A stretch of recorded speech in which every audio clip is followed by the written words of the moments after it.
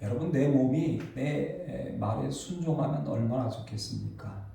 밤에 잠을 못 주무시는 분들이 밤에 내가 예수의 이름으로 명하노니 편안하게 내 몸뚱아리는 잘 자라.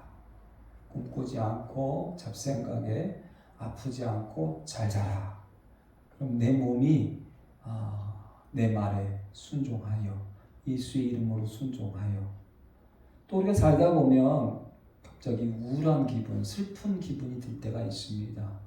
그럴 때에도 내가 예수의 이름으로 명하노니 내 마음에, 내 생각에, 내 뇌에 이 우울한 기분들을 예수의 이름으로 물러가라. 그러면 순종하면 얼마나 좋겠습니까? 또 내 몸뚱아리에 아픈 부분이 있을 때에, 그렇죠? 고통스러운 부분이 있을 때에 내가 예수의 이름으로 명하노니 나사렛 예수 그리스도의 이름으로 명하노니 내 몸에 아픈 것 깨끗이 물러갈지어다. 할렐루야. 아멘. 그럼 얼마나 좋겠습니까? 요즘 뉴스에 보면 참 마음이 안타까운 게 이제 이 마약이 이제 10대 아이들도 이 마약 중독자들을 잡아보면 100명 중에 한 15명, 20명 정도는 이제 10대들이라고 합니다. 너무나 쉽게 마약을 접하게 되고 하게 되고. 근데 우리가 이 중독이라는 걸 끊을 수가 없잖아요. 마약뿐만 아니라 다른 것도 마찬가지예요.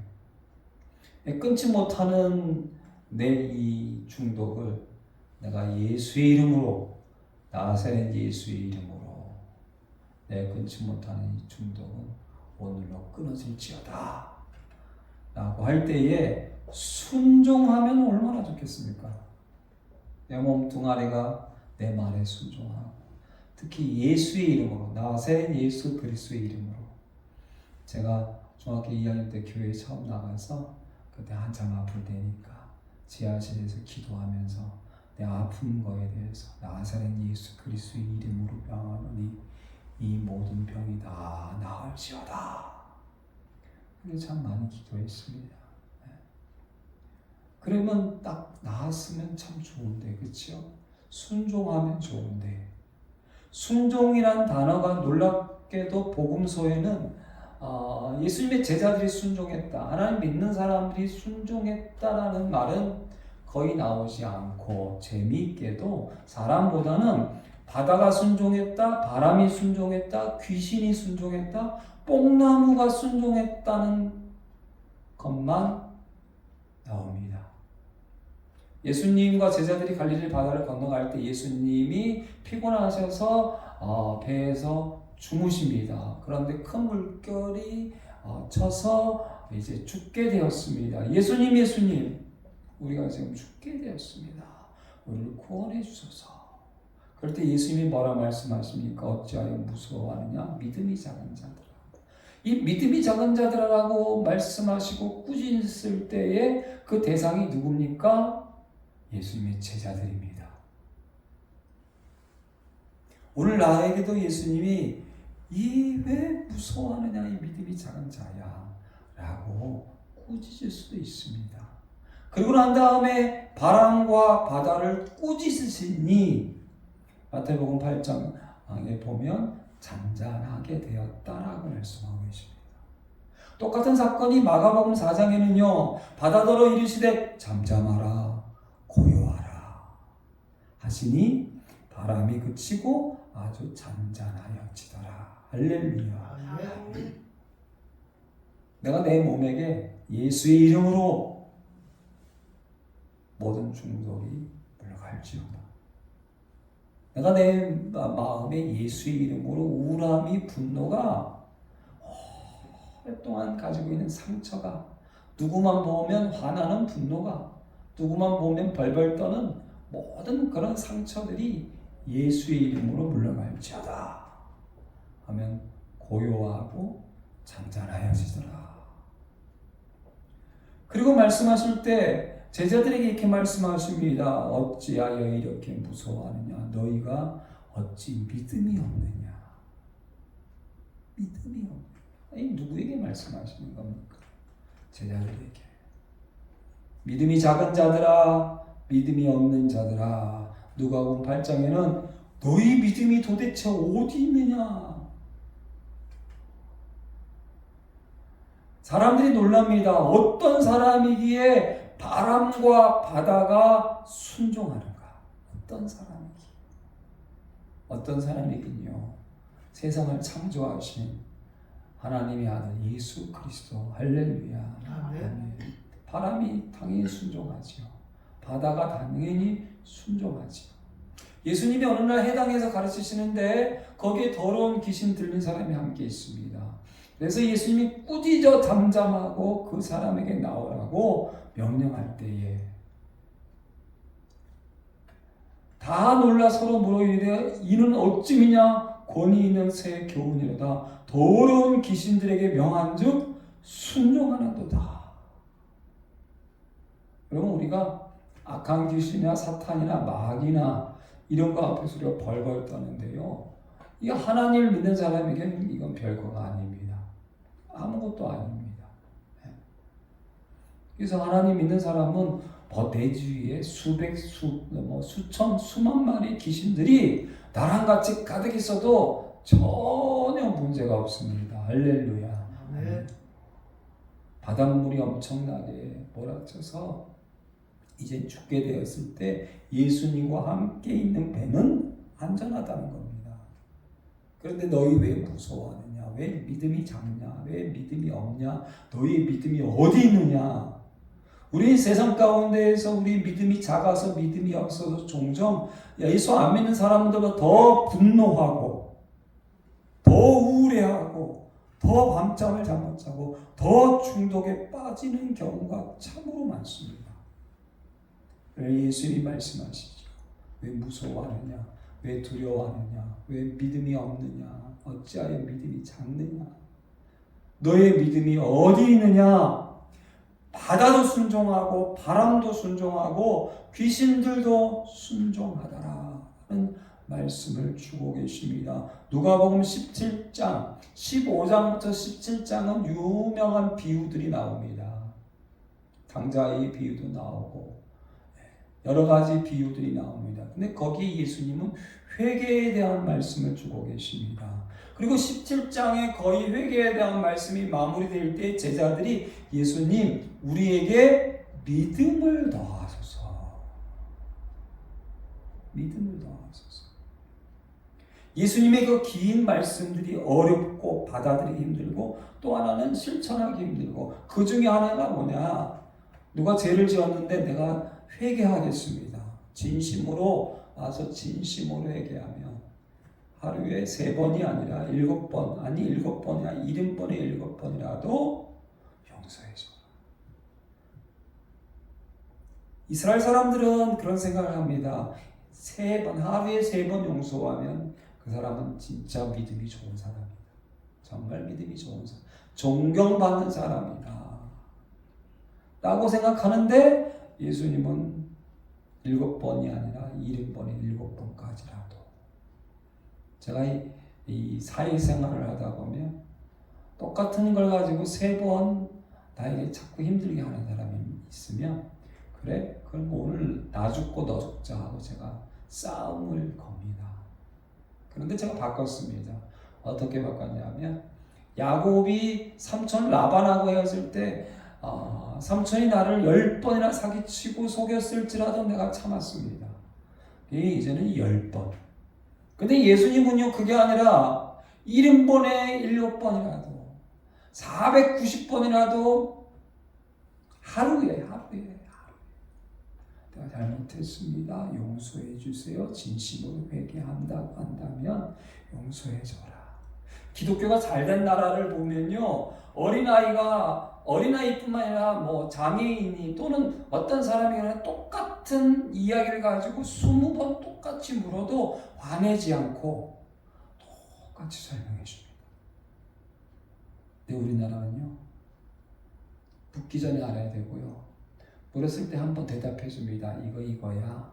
2번째 모르면 이 새끼가 한 번 얘기하면 알아 쳐먹어야지.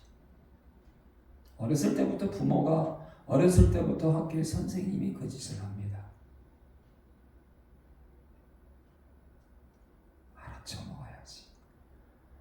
다시 물으면 손이 올라가죠. 다시 물으면. 내일 다시 물으면 그때는 멍둥이가 날라오죠. 어떤 사람이 하루에 죄를 짓고 내가 이제 회개하겠습니다. 용서해 주세요. 하면 3번이면 됩니까? 3번 용서해 주면 됩니까? 아니. 7번이면 됩니까? 아니. 1인번에 7번이라서 490번 똑같은 잘못을 가지고 똑같이 하루에 용서해 달라고 진심으로 회개하면 용서해 줘라. 와. 그때 제자들이 예수님 우리에게 믿음을 더해주소서. 할렐루야. 아멘. 우리 그 정도 믿음이 돼야 돼.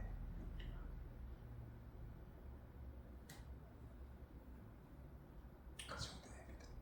그 정도의 그릇이 돼야 돼. 그 정도의 그릇이. 그런데 그렇지 못할 때가 많죠. 그러고 난 다음에 예수님께서 그 유명한 비유를 말씀하시는데, 명한 대로 하였다고 그 종에게 감사하겠느냐? 명령받은 것을 다 행한 후에, 그대로 명령받은 것을 그대로 순종한 후에 나는 무익한 종입니다. 해야 할 일을 했을 뿐입니다. 제가 이 비유의 말씀에 이 정도는 해야지.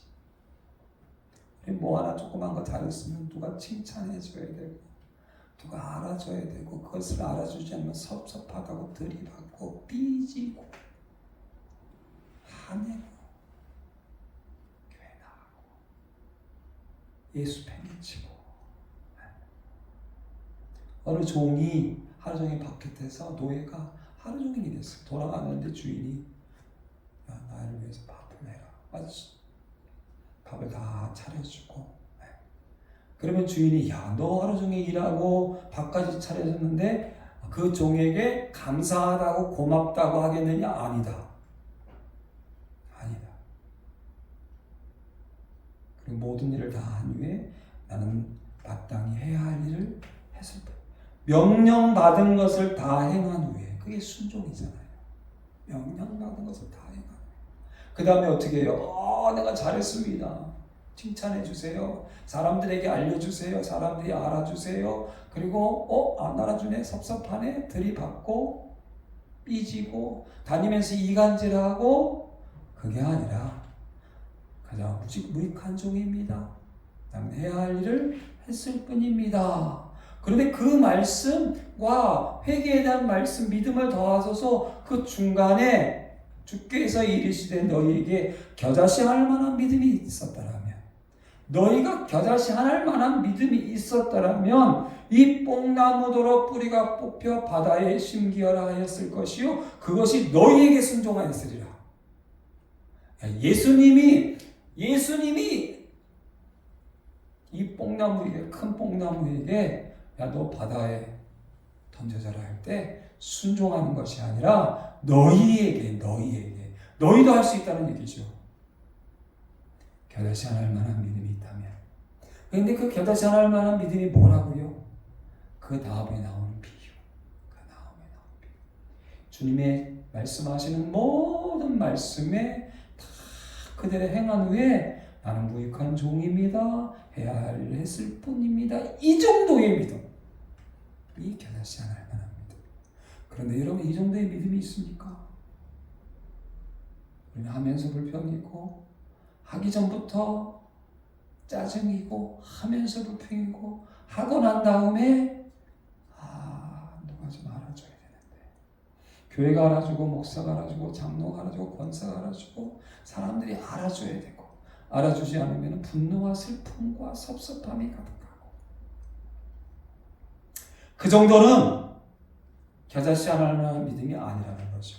왜요? 제자들이 믿음을 더해주셔서 얘기할 때 겨자씨 하나만한 믿음에 대한 말씀하시고, 그리고 그 다음에 비유를 하시다 그래요. 그리고 마무리를 하십니다. 겨자씨 하나만한 믿음이 있다면 너희도 내가 바다를 잔잔케 하고 바람을 그치고 그리고 귀신들을 쫓아내고 그들이 나에게 순종하는 것처럼 너희가 겨자씨 하나만한 믿음이 있다면, 겨자씨 하나 할 만한 믿음이 있다면, 여러분 밤에 못 잘 때 여러분에게 겨자씨 하나 할 만한 믿음이 있다면, 오늘은 잘 자자 하면 그들의 순종할 것이요. 겨자씨 하나 할 만한 믿음이 있다면, 우울할 때 내 안에서 이 우울한 것, 분노가 있을 때 내 안에 이 분노, 내가 끊지 못하는 것이 있을 때에 겨자씨 하나 할 만한 믿음이 있다면 순종하리라. 여러분 보세요. 뽕나무가, 이 뽕나무가 우리는 작은 거 보지만 이스라엘은 이 돌감나무라고 하기도 하는데 큰 나무입니다. 몇백 년 된 큰 나무. 그걸 여러분 옮기려고 하면요, 제가 가끔 밑에 있다 보면요, 큰 나무를 옮길 때는 큰 트럭 있지 않습니까? 어마어마한 큰 트럭에다 실어서 옮기는 걸 가끔 봐요. 제가 보면서 저 나무 참 불쌍하다. 저렇게 큰 나무 잘 자라고 있는데 뿌리를 다 하고 해서 큰 나무 큰 트럭에 무슨 진짜 뭐 저 10톤, 20톤짜리 큰 트럭에다 옮기잖아요. 그게 아니라 나에게 겨자씨 할 만한 믿음이 있다면 내가 그 뽕나무에, 그 나무에게 명하여 너 지금 바다에 던져져라 하면 그것이 너희에게 순종하였으리라. 할렐루야. 아멘. 너희에게 겨자씨 하나 할 만한 믿음이 있었다라면 이 뽕나무도 뿌리가 뽑혀 바다에 심기하라 하였을 것이요 그것이 너희에게 순종하였으리라. 할렐루야. 아멘. 겨자씨 하나 할 만한 믿음이 있다면 우리에게 믿음을 더해 주십시오. 하루에 70번에 7번 490번이라 할지라도 용서 못하시오. 그러나 겨자씨 하나 할 만한 믿음만 있다면 가능하다. 겨자씨 하나 할 만한 믿음만 있다면 이 어마어마한 큰 뽕나무가 뿌리째 뽑혀 바다에 던져지는 순종이 있을 것이다 라고 말씀하고 계십니다. 바다도 순종합니다. 귀신들도 순종합니다. 뽕나무도 순종합니다. 그런데 그 순종하는 가운데 주님이 믿음에 대한 말씀을 하고 계시는 걸 알잖아요. 지금 말씀해 보니까. 그럼 뭡니까? 너희는 왜 순종하지 않느냐? 왜 순종하지 않느냐? 바다도 순종하는데 왜 믿음이 없느냐? 바람도 순종하는데 왜 믿음이 없느냐? 뽕나무도 너희 겨자씨 하나 할 만한 믿음만 있으면 순종할 텐데 왜 믿음이 없느냐? 그 다음에 순종이라는 단어가 2번 나오는데 누가복음 2장에 예수님이 12살 되었을 때 이제 6월절 예루살렘 성전에 갑니다. 성전에 갔을 때에 이제 끝나고 집으로 돌아오는데 마리아와 요셉이 깜짝 놀랍니다. 함께 있어야 할 12살 먹은 어린 아이 예수님이 있어야 되는데 없습니다. 그래서 묻습니다. 찾지 못합니다. 그리고 다시 예루살렘 성전에 갔는데 성전에서 랍비들과 함께 하나님의 말씀 율법을 묻기도 하고 질문하기도 하고 또 설명하기도 하고 듣기도 하는 그 모습을 보게 됩니다. 그래서 마리아가 사흘 만에 찾은 이 예수님에게 아이야 어찌하여 아이야 어찌하여 우리에게 이렇게 하였느냐 할 때 예수님이 유명한 말씀하시오. 내가 아버지 집에 있어야 할 줄을 알지 못하셨습니까? 이해하지 못합니다. 그리고 그 다음에 이제 아이 예수님이 마리아와 요셉과 함께 집으로 가게 되는데 이런 귀한 말씀이 있더라고요. 누가복음 2장 51절에 보니까 예수께서 함께 내려가사 나사렛에 이르러 예수님이 나사렛에 이르러 순종하여 받으시더라. 우리 예수님은요 30살 복음을 전하기 전까지 어머니와 아버지에게 하나님의 아들 예수 그리스도가 순종하여 부모를 순종하여 받들었다는 귀한 말씀이 있는 걸 발견했습니다. 부모에게 순종하는 자 하나님이 기뻐하십니다. 할렐루야. 아멘. 순종이란 단어는 복종이란 단어는 구약 성경에 굉장히 많이 나옵니다. 그런데 신약 성경에는 이렇게 몇 번 나오지 않는데 중요한 순종이란 단어가 요한복음 3장 16절 말씀 그 전에 나오는 걸 볼 수가 있습니다.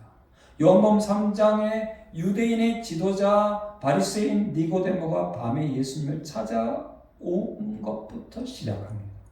랍비여, 하나님께 오신 랍비여, 표적, 하나님만이 할 수 있는 능력을 행하시는 분이여 라고 할 때 예수님이 니고데모에게 사람이 거듭나지 아니하면 하나님 나라를 볼 수 없다라고 말씀하고 계십니다. 그러면서 믿음에 대한 말씀을 다시 하시는데 이는 그를 믿는 자마다 영생을 얻게 하려 하심이라. 그러면서 우리가 너무나 잘 아는 요한복음 3장 16절 말씀 같이 한번 우리 외워볼까요? 하나님이 세상을 이처럼 사랑하사 독생자를 주셨으니 이는 그를 믿는 자마다 멸망하지 않고 영생을 얻게 하려 하심이라. 아멘. 믿는 자마다. 요한복음 1장 12절 말씀은 하나님 그림을 영접하는 자마다 믿는 자마다 하나님 자녀 되는 권세를 주셨다. 이 말씀이 요한복음 3장에 계속 연결되고 있습니다. 믿지 아니하는 자는 심판을 받는다. 그런데 그 다음에 세례 요한의 이야기가 나오는데 세례 요한에게 왔던 사람들이 이제 예수님에게 갑니다. 그래서 제자들이 그 이야기를 합니다. 그럴 때 세례 요한도 참 믿음이 좋은 이 땅에 어머니의 태에서 태어난 자 중에서 가장 큰 자죠. 다시 말하면 겨자씨 하나를 만한 믿음이 있는 사람입니다. 왜요? 자기에게 몰려왔던 수많은 사람들이요 이제 예수님에게 갑니다. 그럴 때 사람들은 어떻겠습니까? 우울하지요. 분노가 치밀이죠. 저도 마찬가지입니다. 우리 교회에 있던 사람들이 다른 교회 가면 그래 믿음 생활 잘해. 더 좋은 교회, 더 좋은 목사님한테 갔으니까 더 믿음 생활 잘해 하고 축복해 주면 좋겠지만 제 마음에는 화가 치밀어 오릅니다. 그리고 우울합니다. 그런데 세례 요한은 그렇지 않았습니다. 세례 요한이 고백하는 고백이 이겁니다. 그는 흥해야 하겠고 나는 새하여야 하리라. 할렐루야. 예수님은 흥해야 하고 나는 새하여야 하리라. 놀라운 고백을 합니다. 그러면서 하나님이 보내신 이는 하나님의 말씀을 하나니 하나님이 성령을 한량없이 예수님에게 주시니라 라고 말씀하면서 아버지께서 아들을 사랑하사 만물을 다 그의 손에 주셨으니 그 다음에 이런 말씀을 이런 고백을 세례 요한이 하고 있습니다. 아들을 믿는 자에게는 영생이 있고 아들을 믿는 자에게는 영생이 있고 예수님이 하신 그 말씀 아들을 믿는 자에게는 영생이 있고 그 다음에 아들을 믿지 아니하는 자에게는 이렇게 얘기해야 되는데 성경은 아들을 믿는 자에게는 영생이 있고 아들에게 순종하지 아니하는 자는 영생을 보지 못하고 도리어 하나님의 진노가 그 위에 머물러 있느니라. 반대로 얘기해 볼까요? 아들에게 순종하는 자에게는 영생이 있고 아들에게 믿지 아니하는 자는 같은 말씀입니다. 믿는 자가 누구입니까? 순종하는 자라고 말씀하고 있습니다. 믿지 아니하는 자가 누구입니까? 순종하지 아니하는 자라는 귀한 말씀을 주고 계십니다. 이렇게 복음서에는 순종이라는 단어가 이제 나오는 것을 보게 됩니다. 그리고 이제 사도행전에 넘어와서 성령에 충만한 베드로의 모습이 오늘 나오죠. 이 베드로는 두어 달 전에 대제사장 앞에서 심판받고 공회 앞에서 재판받은 예수님을 멀찍이 따라갔습니다. 멀찍이 따라가다가 계집 여종에게 책피를 당하죠. 당신도 저 사람과 같이 있던 사람이었지 않습니까? 얘기할 때에 베드로는 나는 아닙니다. 절대 아닙니다. 맹세하건대 아닙니다. 저주하건대 난 저 사람을 모릅니다. 난 저 사람과 함께하지 않았습니다. 하고 도망간 베드로가 이제 한 2달이 지나갔습니다. 근데 이제 베드로가 그 대제사장 앞에 서 있습니다. 예수님이 재판받았던 그 자리에 있습니다. 예수님이 재판받았던 그 공회 앞에 서 있는 모습을 보게 됩니다. 그때에 대제사장과 그리고 공회위원들에게 나는 저 사람을 모릅니다. 저주하건대 나는 예수 모릅니다. 맹세하 가운데 나는 예수 모릅니다 하고 도망가는 게 아니라 오늘 29절에 이런 말씀을 주고 계십니다. 29절 말씀 같이 있습니다. 베드로와 사도들이 대답하기를 사람보다 하나님께 순종하는 것이 마땅하니라. 아멘. 하나님께 순종하는 것이. 그 다음에 30절 같이 있습니다. 너희가 나무에 달아 죽인 예수를 우리 조상이 하나님이 살리시고 이스라엘에게 회개함과 제사함을 주시려고 그를 오른손으로 높이사 임금과 구주로 삼으셨느니라. 아멘. 너희가 죽인, 너희가 이 자리에서 십자가에 못 박게 한, 너희가 죽인 이 예수를 하나님이 살리셔서 왕으로, 메시아로, 그리스도로, 구주로 삼으셨느니라. 그러면서 담대하게 32절 오늘 말씀이잖아요. 같이 있습니다. 우리는 이 일의 증인이요 하나님이 자기에게 순종하는 사람들에게 주신 성령도 그러하니라 하더라. 아멘. 성령 충만함이요 순종하는 자에게 주십니다.